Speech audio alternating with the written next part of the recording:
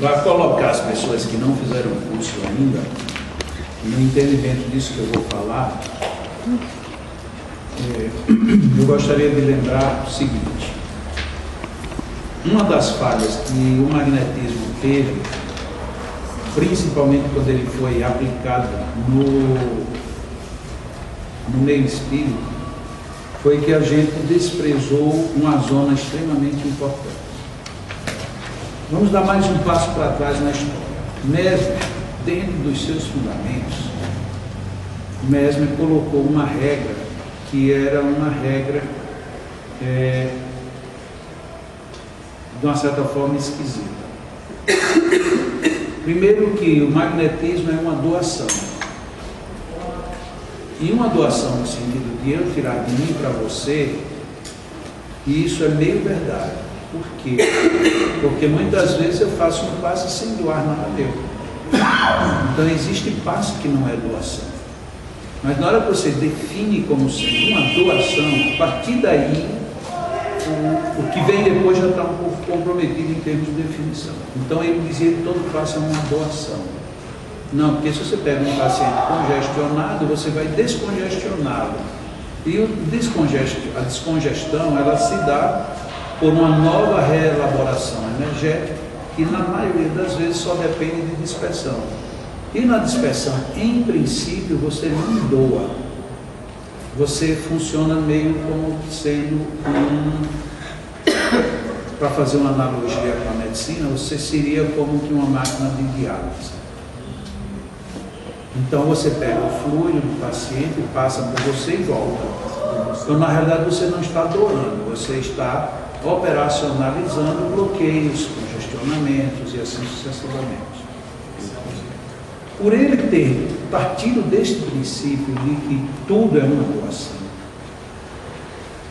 e depois ele tem entendido que o magnetismo era apenas um acelerador da natureza, quando ele juntou essas duas situações, ele colocou uma regra que foi tida como regra sólida há muito tempo, que foi: todo início de tratamento magnético começa com o agravamento da crise.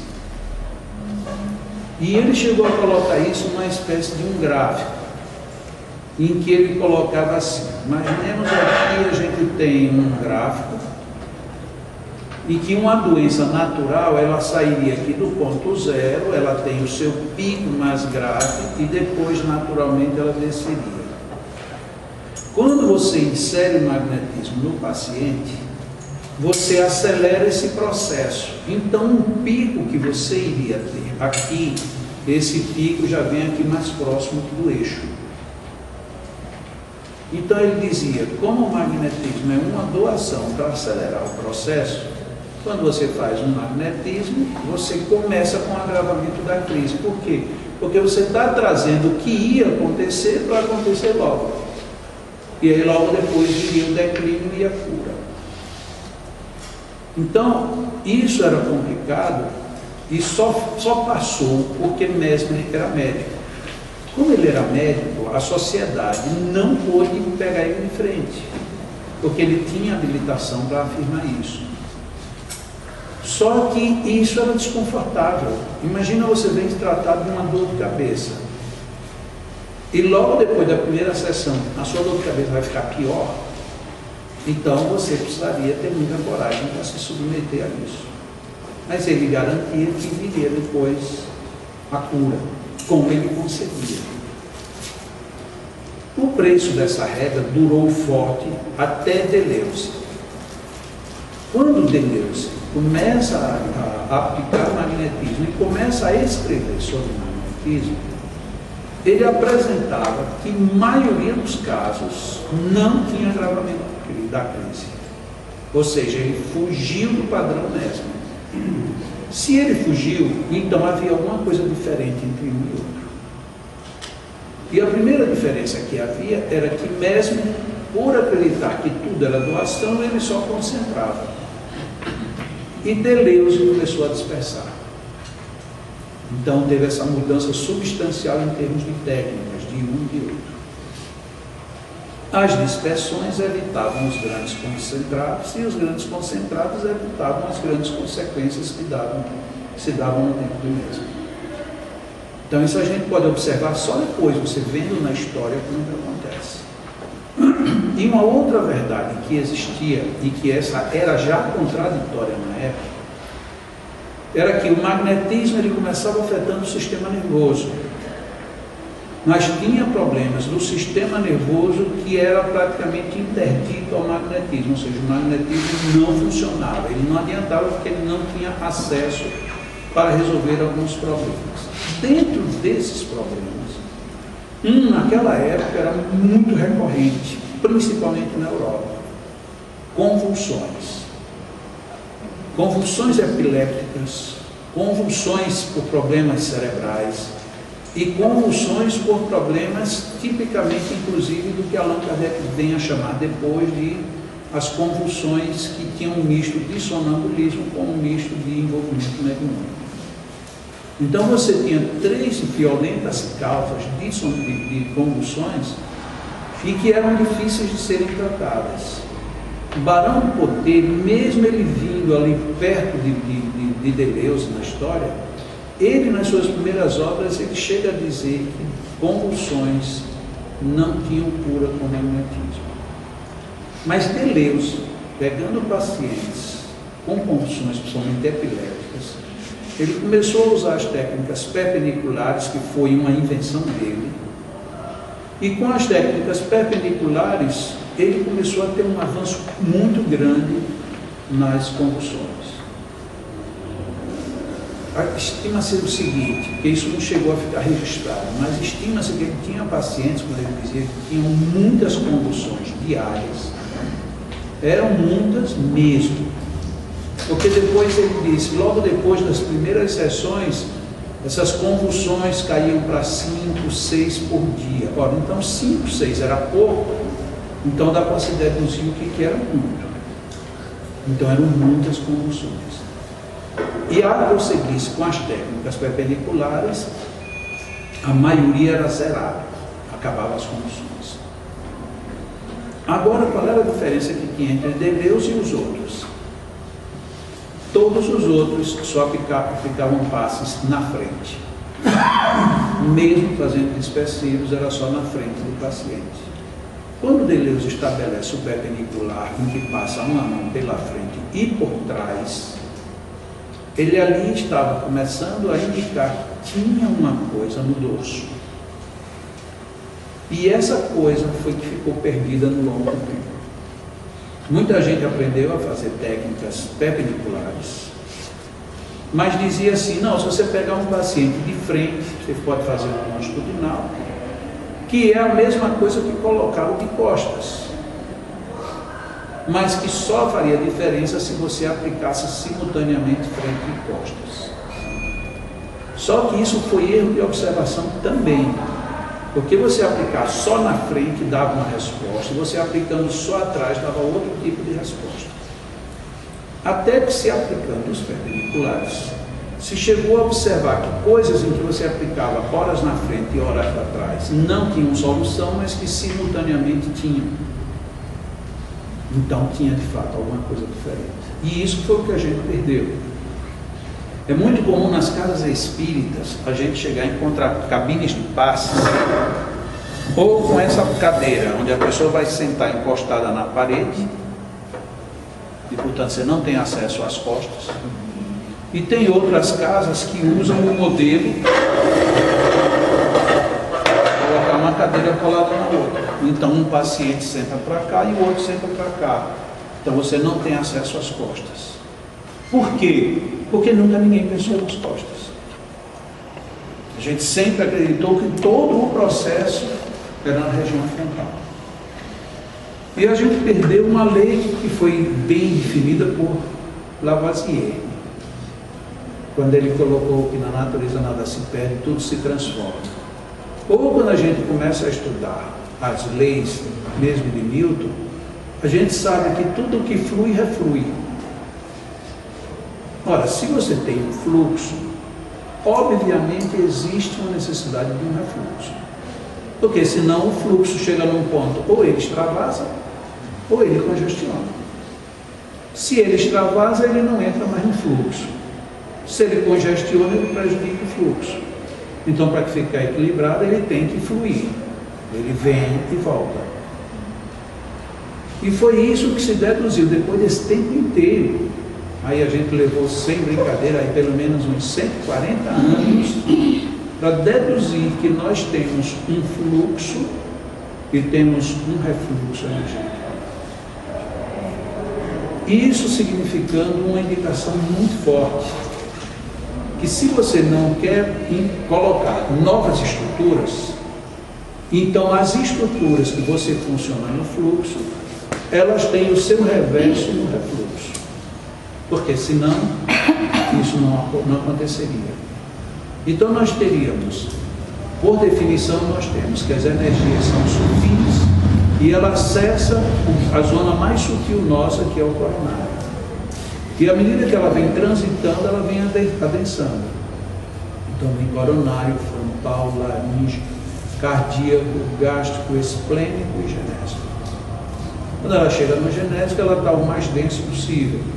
Seria inviável pegar esta energia e jogar de volta aqui em cima, porque você teria uma incompatibilidade de frequências. Você tem uma frequência baixa, iria jogá-la numa frequência alta e iria congestionar. Então é necessário que essa energia seja processada para que ela agora retorne, invertendo essa frequência. E aí é onde a gente encontra que nós temos aqui atrás um centro básico, que é praticamente na mesma frequência do genésico, em que a energia que chegou no genésico, ela transita para o básico, e no básico a sua principal função é uma função de reconversão, e não de administração ou distribuição de fluidos. Então ela reconverte e sai projetando agora para cima, numa frequência abaixo da dela. Então ela sai da baixa frequência até chegar numa média frequência. Essa média frequência está no humeral, aqui em cima. O humeral, por sua vez, reprocessa ou reconverte e joga aqui para cima de volta, agora em alta frequência. É óbvio que tem muito mais centros, tanto no fluxo como no refluxo, muito mais. Mas só esses três no refluxo já dá para a gente entender como é que é esse reprocessamento. Onde é que isso, quando é que isso fez surgir, ter que se pensar em algo do tipo? Primeiro, eu acho que isso deveria ter sido pensado de uma forma totalmente natural. Se você pensa no fluxo, você obrigatoriamente teria que pensar no refluxo. Isso era para ser da natureza, a natureza nossa de pensar. Mas não sei porque também a gente demorou muito para pensar isso. No caso do magnetismo, essa necessidade surgiu exatamente do jeito que surgiu para Deleuze. Deleuze diz, não é possível, uma pessoa em convulsão não tem a solução. Fica difícil você fazer um perpendicular numa pessoa numa crise surtada. Mas quando ela sai do surto, você pode aplicar. E aí quando você aplicava fora do surto, as crises iam ficando menores e mais espaçadas uma da outra. Logo significando que havia alguma coisa. E o raciocínio colado, se mexendo só na frente e não resolve, foi na hora que eu meti uma mão na frente e outra atrás, começou a resolver, então tem alguma coisa atrás.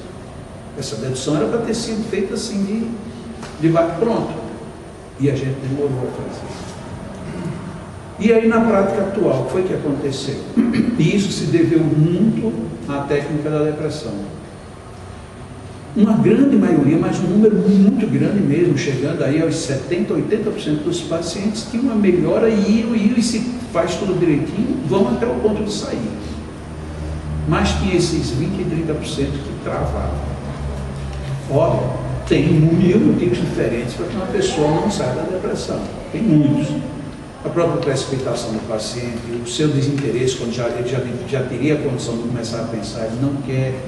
Tem problemas de indução, por exemplo, alcoólatra. O alcoólatra está detonando o fígado é o sistema esclênico, que é o responsável pelo eixo da depressão. Se você é alcoólatra e está fazendo depressão, você dificilmente você vai sair, porque você tem um elemento ali a descompensar. Ok. Mas fora disso, era estranho que algumas pessoas não conseguiam sair. Estava faltando alguma coisa. E nesse faltar alguma coisa, a gente começou a experimentar, tanto que no livro que tem aí já é desse jeito. A partir do nível 2, você faz perpendiculares no fim da sessão. E na hora que você faz perpendicular no fim da sessão do 2, fica mais curto o intervalo do 2 para ele já chegar no 3. E aí vem a pergunta, por que não faz já no 1? E por que surgiu isso? Por conta desses que não progrediam. Como eles não progrediam, então vamos agora tratar também o dorso. E até que hoje a gente trata o dorso de forma separada. Então hoje, nesse livro ainda não tem, mas hoje, paciente em depressão, o tratamento dele é começado com ele de costas. Se ele estiver numa maca, ele está deitado de costas. E você faz tudo o que você faz pela frente, às costas. Por quê? Porque se você tem bloqueio no refluxo, tudo que você ordena no fluxo, quando ele chega aqui, ele trava.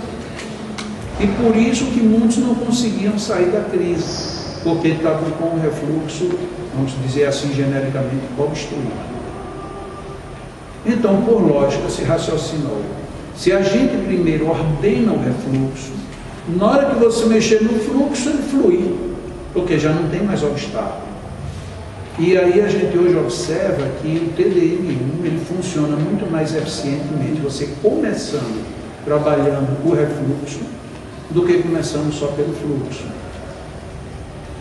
Se você faz isso diariamente, o que não é o comum, aí não faria muita diferença. Mas como a gente tem trabalhado a maioria dos grupos de forma uma vez por semana, se você trabalhou o fluxo e o refluxo estava obstruído, e você só vai trabalhar o refluxo na próxima sessão, você vai ver que você, entre aspas, você quase que perde 2, 3 sessões até que comece a encaixar a terapia. Então vejam como é que as coisas vão acontecendo e vão crescendo. Se alguém pega esse assunto hoje já pronto, é ideal porque ela já pega entendendo como é que funciona. Mas muitas vezes fica faltando um entendimento. Mas por que isso aqui é preciso? Não acha que isso é mais um exagero? Não acha que é mais uma coisa? É mais uma coisa. Exagero não, se você pega o histórico e você vê que em muitos casos ficavam travados porque não se usava o refluxo. Mas aí volta, agora vai chegando onde a gente estava. Se nós temos o refluxo, nós podemos imaginar que nós temos então os centros e temos o reverso desses centros. Então, se eu tenho um laríngeo aqui e ele está abrindo para frente, obviamente o meu laríngeo no refluxo ele está abrindo para trás, diametralmente oposto. O frontal também. E ele está abrindo aqui para trás. E assim sucessivamente. Só que quando a gente chega no esplênico, o esplênico não abre aqui para frente. O esplênico abre mais ou menos a 45 graus aqui. Então, onde é que está o reverso do esplênico? Houve uma dúvida de alguns, e eu não sei por que dessa dúvida, imaginando que ele faria 90 graus. Então, eu queria aqui o fluxo e aqui eu queria o reverso dele. O que não faria sentido, porque todos os outros são diametralmente opostos. Então, se o esplênico está aqui, só me restava agora conferir se ele sai aqui. É só qualquer magnetizador com tato, vai lá e perceba. E é exatamente onde está o reflexo do esplênico. Ele entra na frente e sai lá atrás. É exatamente assim que funciona o reflexo do esplênico. Então, na frente você tem aqui o centro e atrás você tem ele saindo do outro lado. Aqui está ele entrando, aqui está ele saindo. Aqui está ele entrando. Eu estou apontando aqui, não é para você ver. Mas deu para vocês perceberem. Isto é muito relevante na hora que a gente está com um paciente numa maca, ou mesmo que você está tendo ideia. Se você quer chegar onde você quer chegar, Se o esplênico, que é o centro primordial dessa desarmonia, é ele que deve estar melhor harmonizado no final. Então você tem que pegá-lo literalmente de chapa como você pega os outros. Quando eu faço um trabalho envolvendo esses centros, a minha mão não passa exatamente na frente deles. Então, se eu quero trabalhar o esplênico, essa minha mão tem que passar de frente dele para poder receber a mesma solicitude que os outros receberam. Quando eu estiver trabalhando no dorso, é a mesma regra.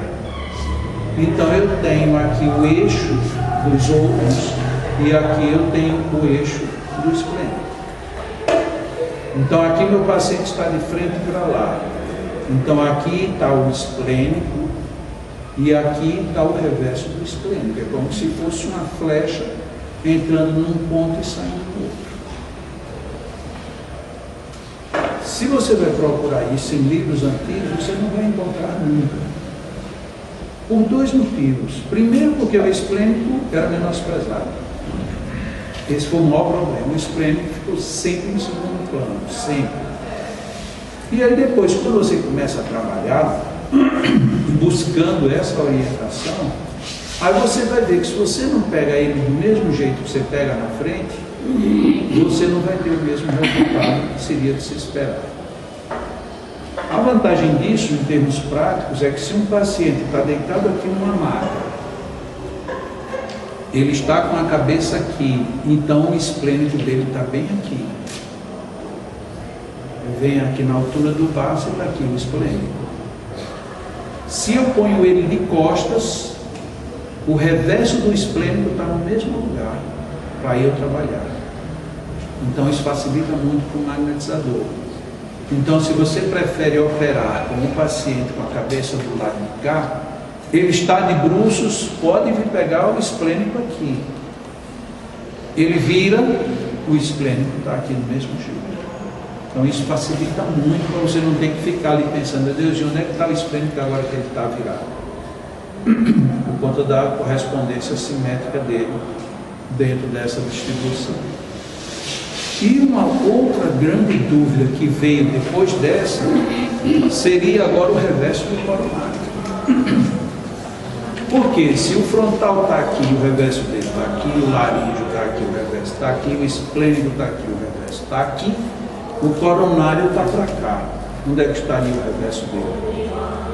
Ele estaria praticamente na região do períneo, saindo aqui para baixo. Perfeito?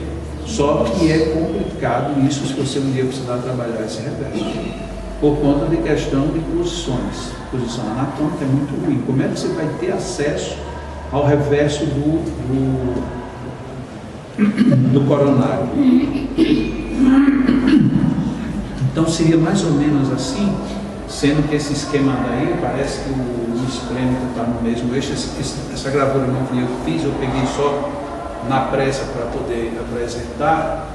Então o reverso do coronário estaria aqui, para baixo, já que ele abre lá em cima, para cima. Nos casos em que às vezes precisa trabalhar essa situação, aí nós temos ou que procurar uma posição em que isso seja acessível, o que normalmente em termos de postura não vai ser as mais felizes, as mais fáceis mesmo, para você ter um acesso para a pessoa teria que estar de perna aberta, por exemplo, quase que naquela posição de fazer exame ginecológico, e você conseguir trabalhar ali no meio das pernas. Ou, e aqui é onde entra uma experiência, alguns magnetizadores conseguem projetar a partir dos pés essa ação desse centro. Só que essa distância é uma distância que torna a ação calmante e não ativante. Mas se você está precisando trabalhar um ativante e você não tem acesso à região próxima, então você tem que ter muita experiência para trabalhar o ativante à distância, o que já não é tão natural. Porque se você faz um passe aqui bem próximo, você preocupado ou não com isso, se ativa. você faz distante, preocupado ou não, ele é calmante. Agora, se você vai fazer distante com efeito ativante, aí você já precisa ter muita habilidade para ter segurança que se consegue. Essas coisas ali que são especializações, mas não é no sentido ruim da palavra, não. Eu já tive algumas necessidades de trabalhar bebê recém-nascido em incubadora. A primeira criança que eu tive que trabalhar numa incubadora, para mim foi uma das coisas mais difíceis do mundo. Primeiro, porque fruto para trabalhar com criança tem que ser o menos denso possível. Mas a criança é um estado muito grave, morre ou não morre. E quando eu entrei, nas 2 primeiras vezes que eu entrei na UTI para fazer isso, a enfermeira-chefe e a outra enfermeira protestante não queria que eu fizesse de jeito nenhum. E elas ficaram em cima olhando. Elas não podiam proibir, porque eu estava ali como visita religiosa, e a mãe do bebê estava perto, e a mãe queria. Mas num dado momento que eu toquei na incubadora, eu de olhos fechados, minha mão bateu assim na incubadora, uma delas já saiu ali de forma grosseira: não pode tocar na incubadora. E aí fica complicado, porque a criança está aqui e a incubadora está aqui. E eu tinha que trabalhar ativantes, não podia concentrar muito forte e tinha que ir com calma, porque às vezes eu concentrava um pouco mais, os aparelhos acusavam na hora.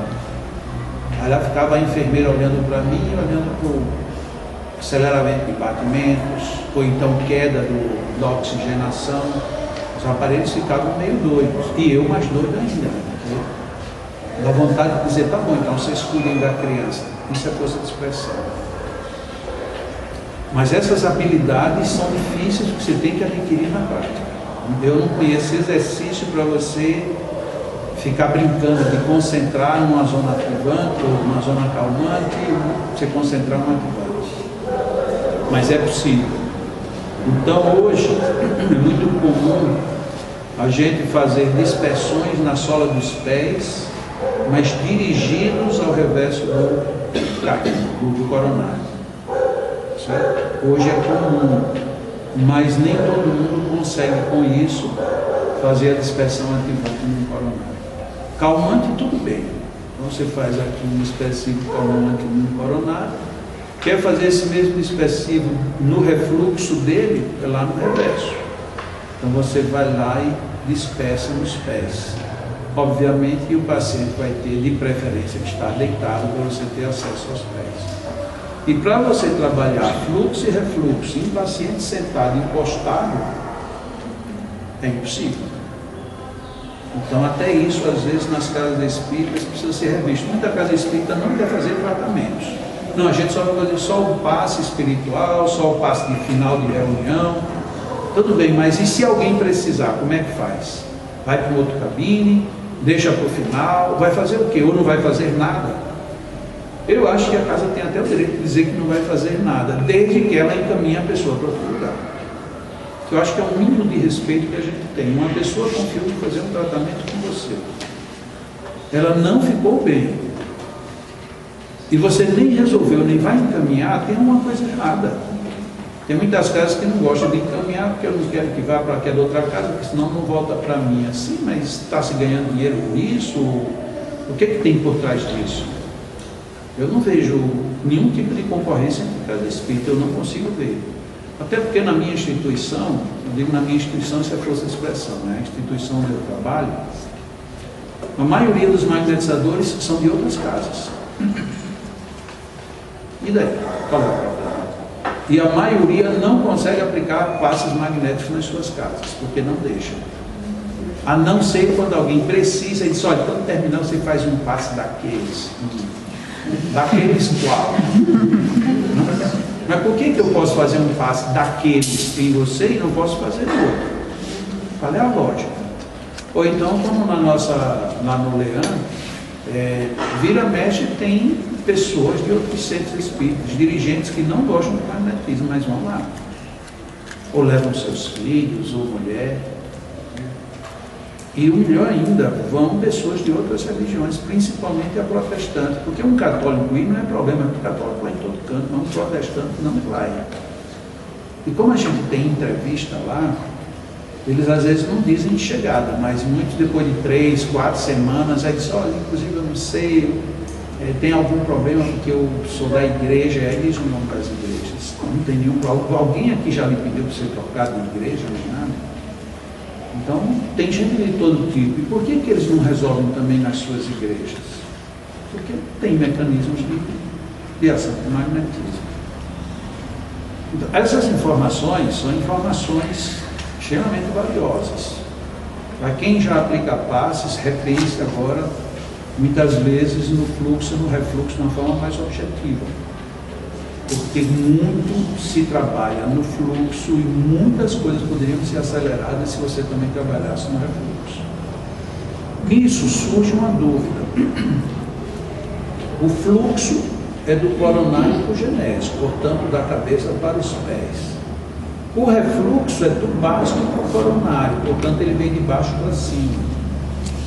E aí é mais do que natural essa pergunta. Bom, no fluxo é com a mão de cima para baixo.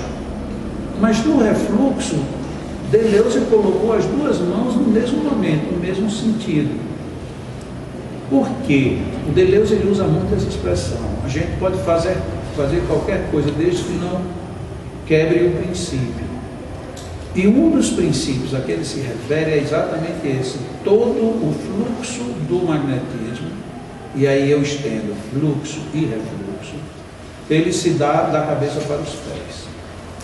E eu uso uma analogia para que as pessoas percebam como é que funciona.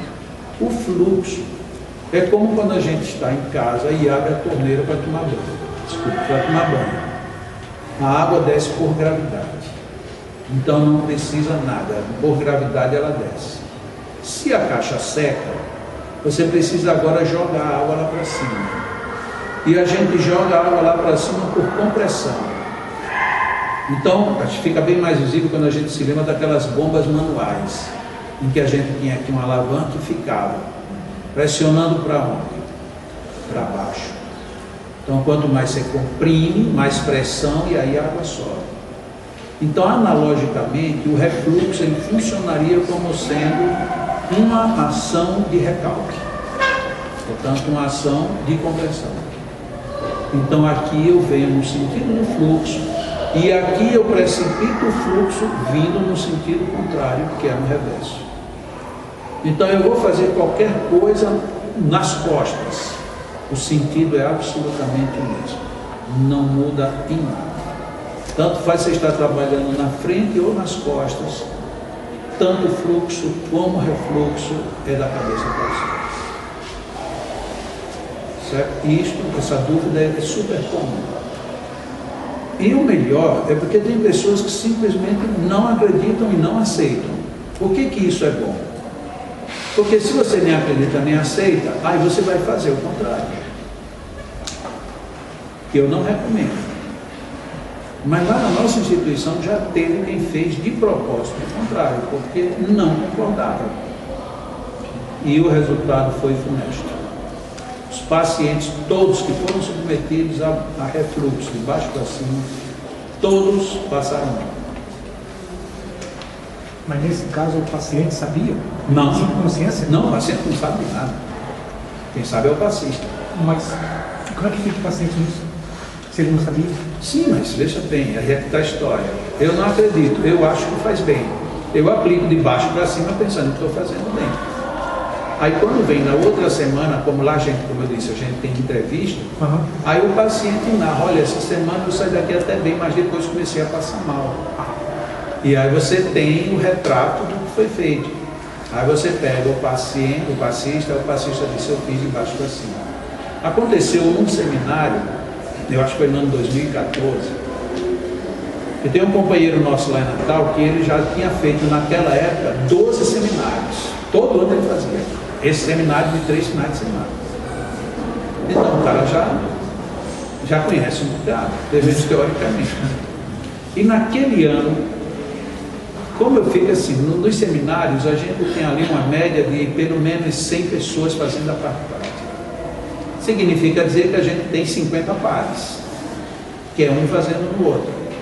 Aí eu pego os trabalhadores do Leandro e aí eu distribuo. Você fica aqui, olha esse grupo, você olha esse, e aí a gente fica olhando para depois ir ajustar se der alguma coisa.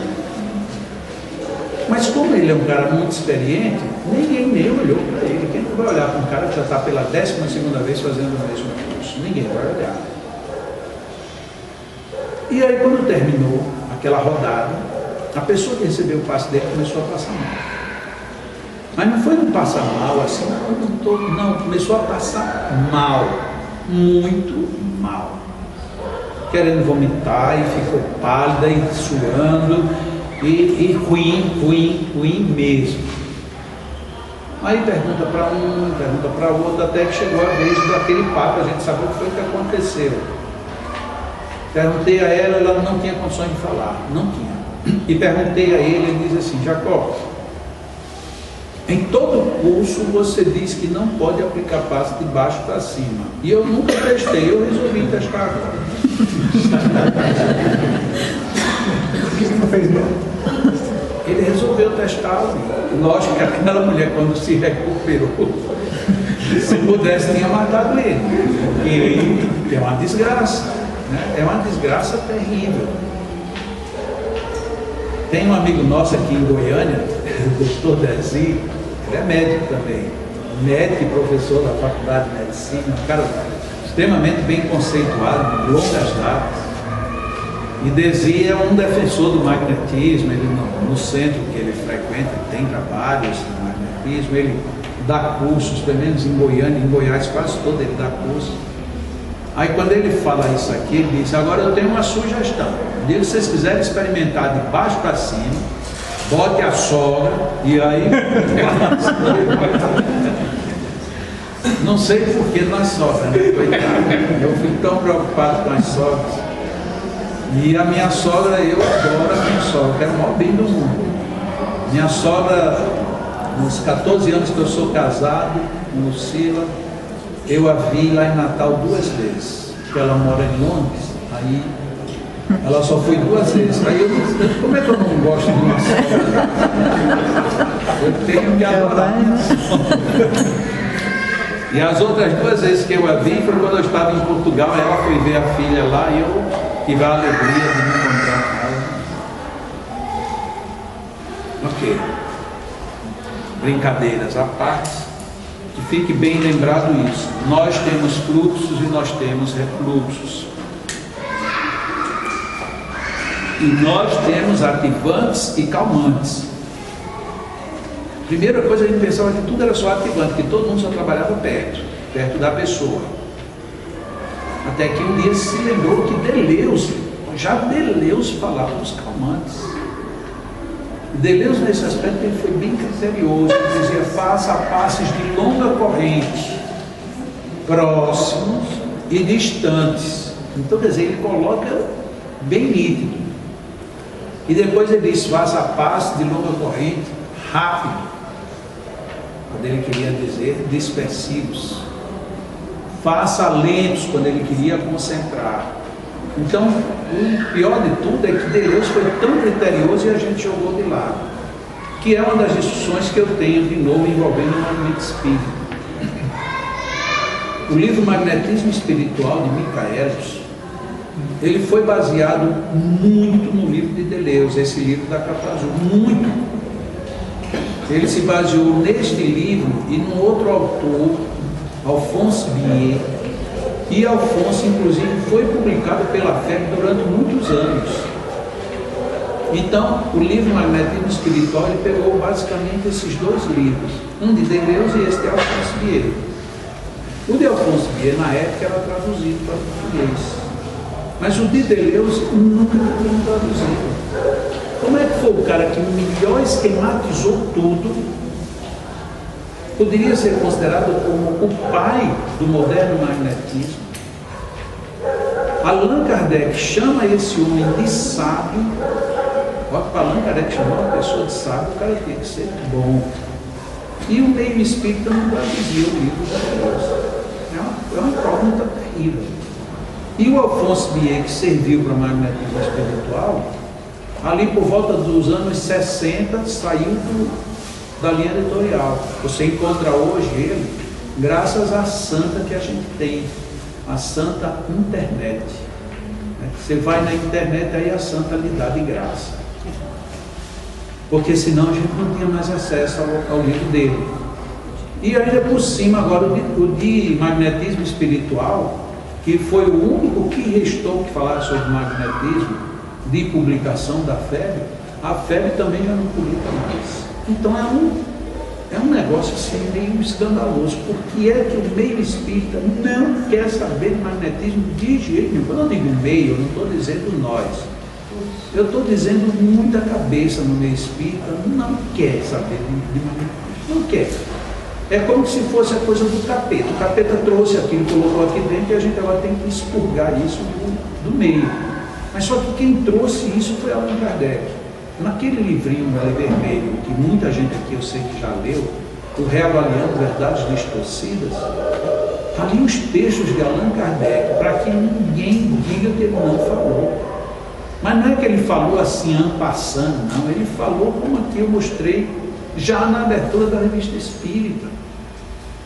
E a gente continua tratando isso em tamanho pequeno. Não tem nada disso. Allan Kardec escreve uma frase que ele diz assim: já são muito bons e justos os meios que tratam do magnetismo. Por isso a ele nos referiremos apenas de forma acessória.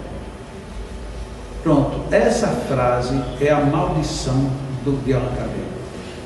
Porque as pessoas, em vez de lerem o texto para entender o contexto, pega esse pedaço e ela diz assim: olha, está vendo, Allan Kardec nem ele queria mais estudar magnetismo, o que é no mínimo deslealdade. Porque leia o texto inteiro, que aí você vai ver o que ele está dizendo. Ele estava dizendo que naquela época dele tinha tanta obra de magnetismo, tanta, que ele não precisava agora escrever tudo do magnetismo. Eu vou me referir ao magnetismo somente no que nos diz respeito. Como a dizer, se vocês querem entender o restante, está aí. Naquela bendita época, Barão de Potê levanta uma estatística que ele diz que em 1 ano e meio tinham sido publicados mais de 900 livros sobre magnetismo. Agora ponha isso aqui em 1850, você ter 900 livros dentro de um período de 1 ano e meio, e os livros que ele dizia que tinha eram livros que ele recebia.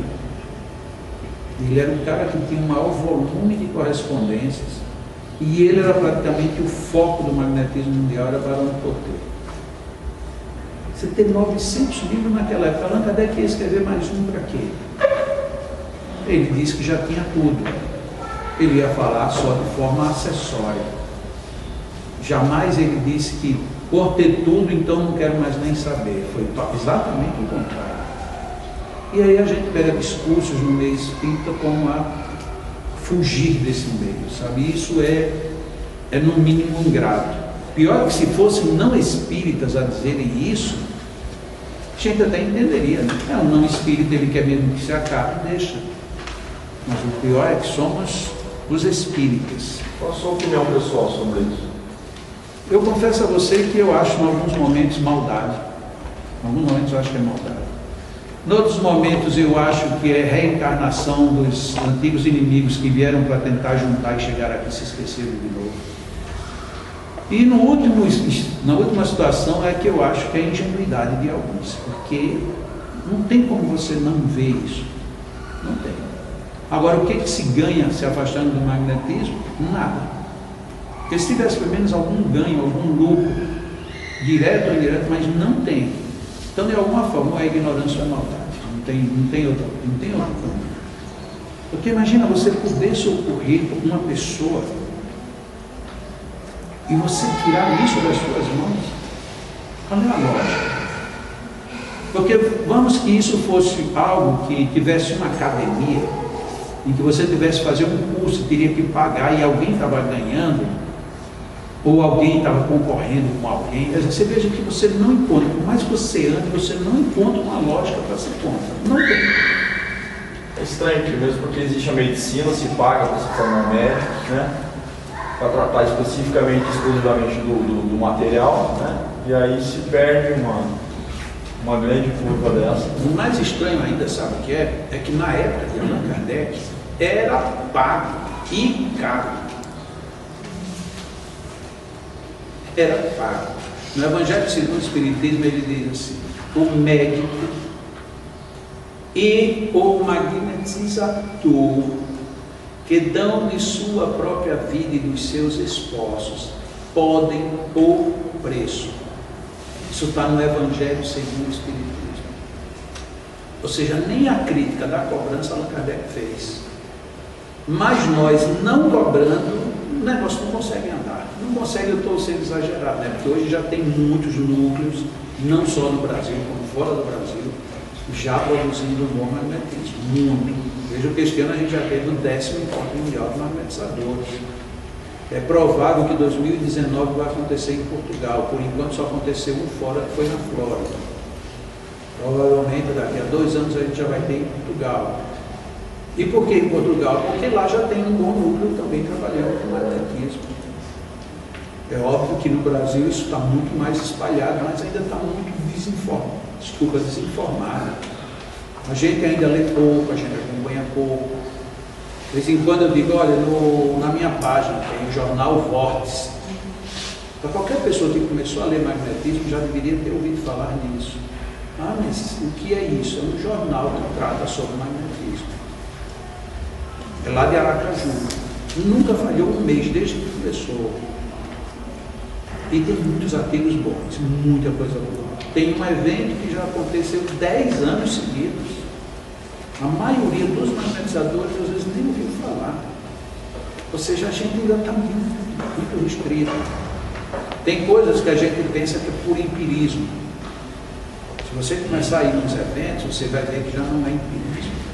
Como é o caso do autismo, como é o caso, às vezes, de algumas terapias que já teve envolvendo, por exemplo, hepatite C, com magnetismo. Se eu nunca vi, nunca ouvi, nunca li, nunca nada, se alguém me disser isso, isso é empírico. Ah, isso é, eu acho. Sim, mas e se você começar a descobrir que já tem gente que está trabalhando e que tem resultados? E se você começa a avaliar agora com uma ótica que é de ciência? Ótimo. E por que o movimento espírita insiste em não querer saber disso? Eu não sei. E nessa ótica da ciência, em nenhum momento que você conheça, saiba, já houve algum instituto para formação de magnetizadores? Não, até onde eu saiba não. Eu sei que na França tem magnetizadores profissionais.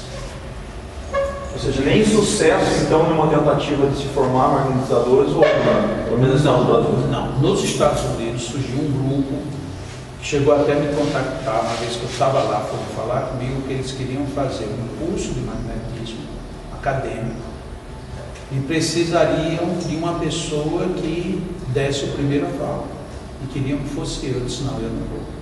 Eu não vou porque vai ser totalmente profissional, eu não estou aqui, porque se fosse no Brasil, não, quando eu tivesse acesso, eu teria que vir nos Estados Unidos e dizer, você teria que vir de 2 em 2 meses. Não, mas não se preocupe que você não vai ter custos nem nada. Eu digo, claro que eu me preocupo. Porque eu vou empenhar agora tudo que eu estudei, meu nome, para entregar para uma pessoa que nunca nem tinha estudado magnetismo, achou que aquilo era muito filão. E no meio espírita a gente não dá valor não, mas isso é um filão. Deixa eu contar aqui só um detalhe histórico. Histórico assim, que não é histórico coisa nenhuma, mas que faz parte da minha história de vida. Eu tenho um amigo nos Estados Unidos que ele trabalhou pelo menos em 15 países diferentes, a maioria no leste europeu, como um gerente da Ford Mundial. Não era um gerente em si, não, era um diretor, como é que se chama hoje? O CEL. Onde ele ia. Inclusive ele trabalhou aqui no Brasil. Por isso mesmo ele fala um português quase que sem acento. Você conversando com ele, você percebe que tem alguma coisa no sotaque dele, mas você jamais vai pensar que ele é americano. E uma vez eu estava lá nos Estados Unidos fazendo um rodízio, uma rodada sobre o livro A Cura da Depressão pelo Magnetismo. E aí ele se propôs a sair comigo, e a gente saiu literalmente de carro, eu, ele e a esposa dele. E numa dada altura de uma viagem, depois que eu já tinha feito acho que 3 palestras em 3 estados diferentes, aí ele disse, ó, Jacó, eu tenho um assunto para conversar com você e eu acho que agora é o momento. Estava eu, ele e ela no carro e a gente numa viagem de umas 3 horas. Ele disse, é o seguinte, você não pensa em vir morar nos Estados Unidos para tratar desse assunto aqui? Eu disse, não, eu já tive vontade de vir morar nos Estados Unidos, mas agora eu já não tenho mais, as minhas raízes já não me permitem isso. Aí ele disse, mas você sabe que se o governo dos Estados Unidos quiser, você vem. Eu disse, não, eu não venho, porque primeiro eu não sou norte-americano, o governo tem ascendência sobre a minha pessoa. Depois, eu não venho. Aí eu de repente parei assim e disse, mas por que você está falando em nome do governo? O que é você do governo? Porque ele tinha dito assim, você sabe que quando o governo dos Estados Unidos quer uma coisa, ele consegue. Aí quando eu perguntei, o que é que você tem a ver com o governo? Aí ele ficou meio embaraçado, desconversou, e aí eu pude entender, inclusive, que ele não era só um funcionário da GM, não, ele era alguma coisa mais. Porque eu já tinha conversado com ele outras vezes, e as amizades dele eram vice-presidente, era senador, as amizades dele eram tudo nesse nível, nos Estados Unidos. Eu disse, olha, eu não sei o que é que você é, mas diga para quem você está perguntando que eu não venho para os Estados Unidos. Eu disse, não, então você faz assim, você vem morar 6 meses aqui e 6 meses no Brasil. Não tenho interesse. Mas Jacó, é porque esse assunto você está apresentando, esse é um assunto muito sério, em que eu estou fazendo essa pergunta a você, mas já estou com tudo montado. Eu digo, tudo montado como? Ele disse, eu já tenho toda a estrutura. E posso lhe revelar exatamente como é. Eu digo, como é? Isso você vai fazer seminários para 100 pessoas. Cada seminário desse, cada pessoa vai pagar $350 por 3 horas de aula. E você pode vir com sua família, seus filhos, e a gente vai fazer 2 seminários por semana no máximo. E aí você pode falar nos centros espíritas se você quiser, mas tem que fazer isso de forma profissional. E não se preocupe que ninguém vai ter despesa de prejuízo com você não, porque se você pensa que o valor dessas inscrições não dá para lhe pagar aqui, quem vai financiar isso com você é a GM. Eu digo, mas GM, como? Ele disse, eu tenho uma filha que é a chefe de marketing da GM, e ela já está com a campanha toda montada. É só você dar o sim. Óbvio que eu poderia ter ido, poderia estar lá falando só de depressão, e automaticamente, lógico, que eu iria aproveitar e montar pesquisa. Mas aí o preço eu não aceitei, porque eu ia mudar minha vida e eu não queria. Foi uma das poucas oportunidades que eu poderia ter aproveitado. Se eu estivesse nesse ramo por dinheiro, eu queria ir. Se eu estivesse nesse ramo por tempo ou qualquer coisa, eu queria ir. Podia levar minha família, podia tudo. E eu sempre gostei dos Estados Unidos. Nessa época eu estava indo aos Estados Unidos 5 vezes por ano. Então para mim era quase natural, mas eu não quis. Estou colocando isso porque às vezes as pessoas pensam que a gente fica só marcando passo porque é espírito, qualquer coisa. Não, não é. Tem fundamento, tem base e queria espaço. Mas aí está aí, os livros estão ali, a matéria está aí, quem quiser vá, é só ir. Percebeu como é o tamanho da coisa? Ou seja, tem quem queira. Não sei até que ponto ele queria investir mais no negócio, sabe? Também nunca foi atrás para saber se estava mesmo tudo montado como ele disse. Mas como ele era um homem de idade, um homem que de uma vida extremamente bem relacionada, ele também não tinha por que querer brincar comigo. Não podia fazer isso só para saber se eu queria ou se eu não queria. E ele veio, ele chegou a vir a participar de encontros mundiais magnetizadores aqui no Brasil. Ele cuidou do que teve lá junto com outras pessoas, veio a 2 eventos aqui no Brasil. Então ele não estava de brincadeira mesmo. A mulher dele teve Alzheimer e ele queria, porque queria brigar com Deus por conta disso, só que o caso dela foi muito severo e com agravantes seríssimos por trás, inclusive ele com um envolvimento não muito feliz, mas o magnetismo tem um universo enorme, André. Agora, a gente precisaria de pessoas mais dedicadas, precisaria de espaço, precisaria de tempo, precisaria de dinheiro. E tem muitas pesquisas básicas que você não faz porque não tem dinheiro, básico mesmo. Vamos fazer um tratamento em pessoas com gripe. Vamos, mas aí eu vou querer exames. Você faça um exame de sangue mensal para ver as cargas bióticas, as plaquetas, vamos ver como é que... Então, era simples. Só que você precisaria ter um laboratório, precisaria ter alguém que pedisse. O governo ia ser bem. Quem é que vai bancar isso? Ninguém banca. No meio espírita, ninguém banca. Absolutamente ninguém banca. E se você quer pesquisar na área do câncer, que é uma das áreas, para mim, das mais promissoras para o magnetismo, onde você pode trabalhar câncer antes dele se somatizar. Você já imaginou? Você pega um magnetizador, opa, aqui nessa mama tem alguma coisa estranha. Faz uma mamografia, não tem nada. Opa, tem sim. Procura um outro exame mais sofisticado. Também não tem nada. Guarda o exame. Vamos trabalhar. Eu estou falando agora de um caso que aconteceu. Uma paciente que foi trabalhada por 7 magnetizadores diferentes. Nenhum sabia dessa suspeição de que ela tinha um caroço na mama. Ela tinha feito outra sonografia, não tinha um caroço. Depois de 7 magnetizadores dizerem que tinha, ela foi e fez outra mamografia e não tinha. E mesmo assim ela continuou fazendo o tratamento. Até que um dia foi dito, não tem mais. E ela ficou super feliz, porque ela já não tinha e agora não tem de novo. Pronto. Até que se passam 6 meses e ela volta para uma visita de rotina e faz de novo, e aí tem uma cicatriz. Aí a médica ficou com raiva dela, porque ela tinha tirado um caroço e não tinha fazer com ela. Tirou um caroço por quê se não tinha caroço? De onde veio essa cicatriz? O que tinha, afinal de contas? Se trabalhou antes da somatização. E sabe-se lá por que ficou a marca. Porque para mim não era para ter ficado, mas ficou. Tipo assim, vamos deixar uma evidência de que a coisa é muito mais profunda do que a gente imagina. Agora, esse é um caso dos raros que você consegue ter uma cópia. E aí depois, quando você tem uma cópia dessa, imagine você chegar para um médico e dizer, olha, tá vendo? Olha, não tinha, tá aqui outra. 6 meses depois não tinha, e está aqui a outra, 6 meses depois tinha e foi tirado. Ele vai dizer o quê? Lógico, surgiu, foi para o hospital, tirou aqui.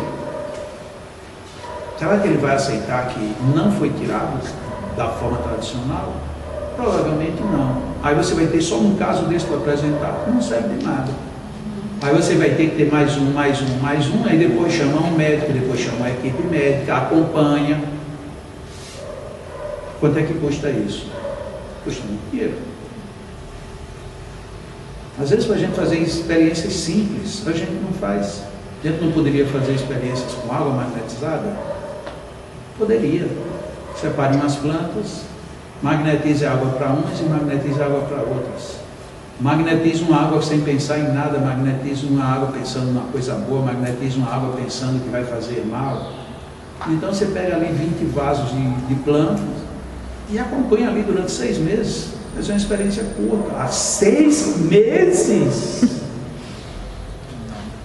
6 meses. A gente não faz. Essa não dependeria de dinheiro, dependeria de tempo e de cuidado. Então, a gente está num mundo ainda de entre safra, né? Não é nem entre safra, não. A gente está antes de tudo isso. É uma pena. E o pior de tudo é isso, porque o meio espírita, por favor, quando eu falo meio espírita, é muito genérico isso, né? Quando eu digo meio espírita, eu digo o meio tradicional que continua sem querer ver nada disso.